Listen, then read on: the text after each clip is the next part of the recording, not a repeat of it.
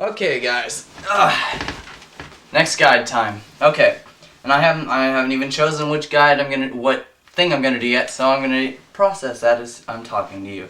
So hopefully, if you haven't watched, if you've hopefully watched the last guide, you should know what these are gonna be about. These are gonna be mostly about building good, solid doubles teams that are pretty original and are pretty much all your own. So hopefully that should work out for you.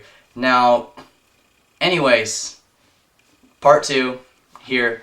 This is going to be about selecting Pokemon. Now, this is obviously the most crucial part of the entire team building process because of this. Well, this is just this is where you're going to be working. Like you can't choose your moves before you choose your Pokemon unless you're doing like a specialized team. But generally, this is where you want to start with once you have your basic idea of what kind of team you want. So, I'm gonna give you guys a few examples or a few pointers on picking out the kind of Pokemon that you should get, and how you should choose, and what kinds of I'll show you.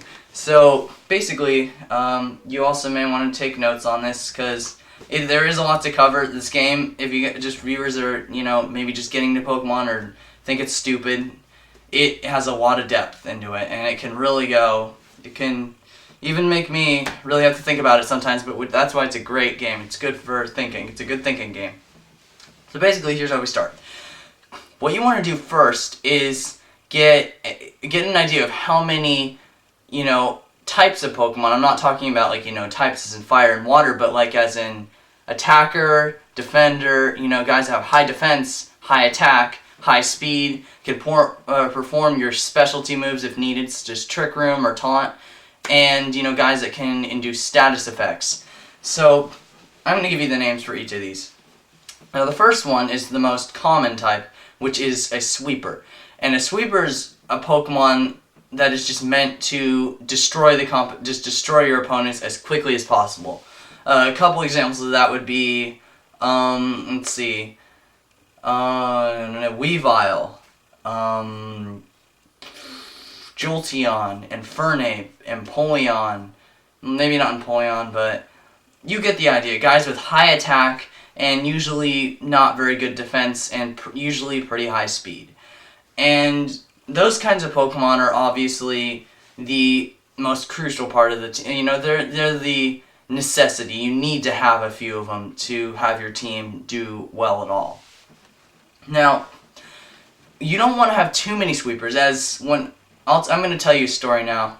So, when I was younger, basically I would just grab the strongest guys that could get all the legendaries, all the guys with the strongest moves, like Hyper Beam and all those kinds of moves. This like Hydro Pump, Hydro Cannon, Flare Blitz, Frenzy Plant, all the strong moves. And you don't want to do that. You want to have a balance between the amount of attackers, defenders, and the guys setting up all of your specialty moves.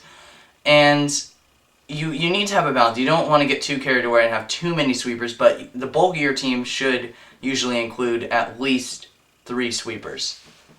And it's crucial deciding on which guys you want.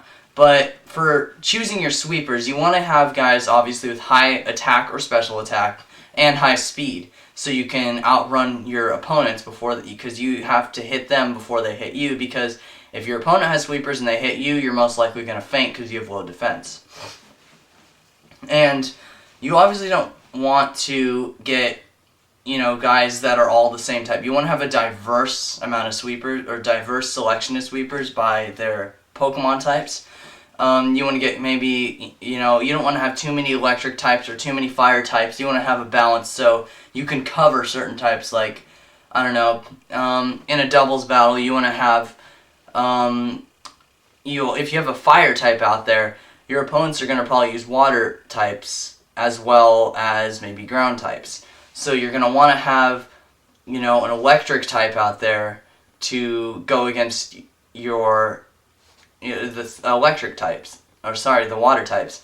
but then also the ground, so then you might want to switch out your water for a grass, which can cover both ground types and water types. But also be careful because, you know, guys their types don't always match up with the moves they have. Like, you know, Virus can use Earthquake and so on and so forth. So you got to be careful of that too. So just think about, as you battle more and go on Wi-Fi and go against a bunch of people, you'll see what kind of Pokemon are common and what moves they usually have. So you should be able to predict some of the moves you're going to do. But, okay, I don't want to keep this going on too long, so let's go into the next category, which is tankers or walls or sponges or whatever you call them. They're the guys with the higher defense on your team. And my brother's home. And also, they're the Pokemon that can, usually are also, they can tie into the guys that induce status effects, put up defenses, use specialty moves, and so on. So you want to have a few of these to switch into. Say, if you know what your opponent's going to use, it's harder in doubles, but in singles it's easier to pull off. But if you can predict what your opponent's going to use, you can switch into a Pokemon that can resist it well. And that's best used with a tanker or a wall. So you want to have in doubles a Pokemon that has there's a good physical wall and a good special wall, because you need to have both, because in doubles battles your opponent can have a special sweeper and a physical sweeper out at the same time. And you want to make sure you can cover both of those. Usually a good choice would be such as like Dusknoir or Bronzong or someone to that effect, maybe Porygon too.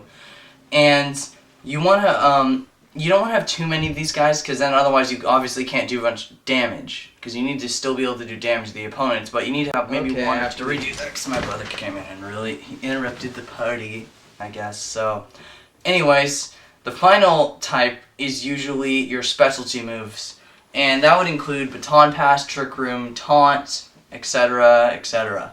And you want to have, on a good team, if you don't want it to, you know, be like everyone else's, just, you know, constant sweeping, you're going to want to have someone with these kind of specialty moves that can, you know, help out with your strategy. So you want to have maybe one or two of these, depending on if you have a strategy. You probably should want to have one, but you need to have those in your team.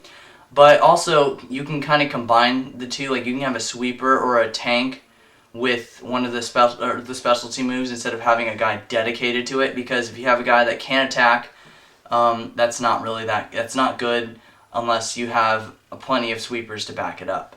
So basically that's how you choose Pokemon. That's how at least I do, and you're going to want to be able to that's how you're going to want to pick out Pokemon. So mostly yeah, that's pretty much covers how to select your Pokemon and stuff. So also, one closing note, you're going to want to also be able to make sure that your Pokemon aren't all the same type, because then if an opponent has a move that is super effective against that type, then your entire team could get easily knocked out. So you want to have a good diversity of your types and make sure that your opponent so here's the three main things.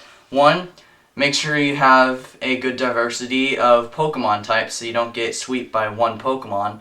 Two, make sure that your Pokemon can cover each other with, you know, the typing and stuff. And three, make sure that you can switch out to another Pokemon if you can predict the move, because that can really save your butt sometimes. So anyways, thanks for watching, guys. That was the second guide that I'm going to be posting on here. I'm going to keep on posting these as I make them. So anyways, I'm going to be making one more right now as soon as this is done recording. And yeah, so leave a comment.